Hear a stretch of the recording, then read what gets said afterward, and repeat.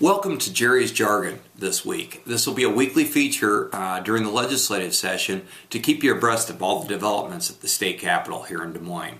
I would term the first week as pomp and circumstance. The session opened on Monday, January 9th with the usual leadership speeches of all the leaders pledging to work together both in the House and the Senate.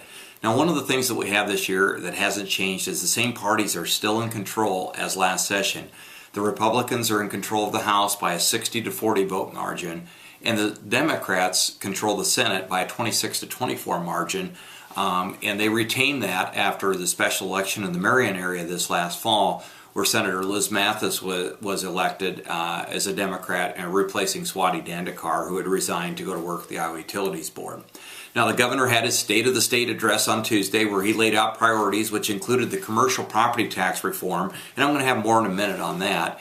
And then, of course, the Chief Justice of the Supreme Court, Mark Cady, also addressed a joint meeting of the legislature on Wednesday. So a lot of ceremony, a lot of pomp and circumstance, and now we get down to the main event. And really the main event this week that some work did get done on was commercial property tax reform.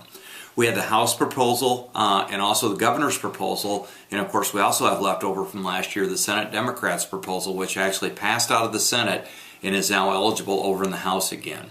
First on the House proposal, the House Republicans, that's HSB 500, and that increases the state share of school funding, reduces commercial property taxes over a 14-year period by providing an increasing exemption for a portion of the property's assessed value, and places limits on city and county budgets. Now, Representative Sands from Columbus Junction is the author of the bill, and he is chairing the subcommittee that met this last week, and they'll also meet again on Tuesday the 17th. We anticipate that that bill will come out of subcommittee and possibly pass out of the House Ways and Means Committee yet next week. Now, the governor's property tax bill is HSB 519, which was introduced on Wednesday, and it provides a 40% commercial property tax rollback phased over 8 years. Now, years 4 through 6 require triggers of specified amounts of revenue growth, and there's also a backfill of $50 million per year for local government in the first 3 years of the bill. Limitations are also placed on local governmental budgets, and it limits agricultural and residential growth to 2% per year, which is reduced from the current 4%.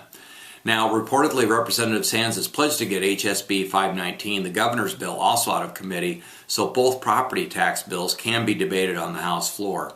Meanwhile, on the Senate side, the Senate Democrats are really holding firm on their property tax reform bill and their stance, which is targeted only at small business, makes local governments whole, and would happen only if state revenues grew.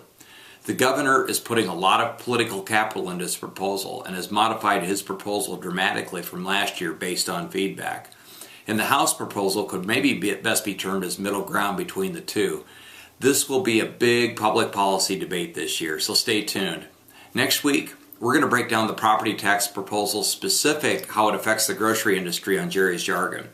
Thanks again for watching, and we'll see you next week.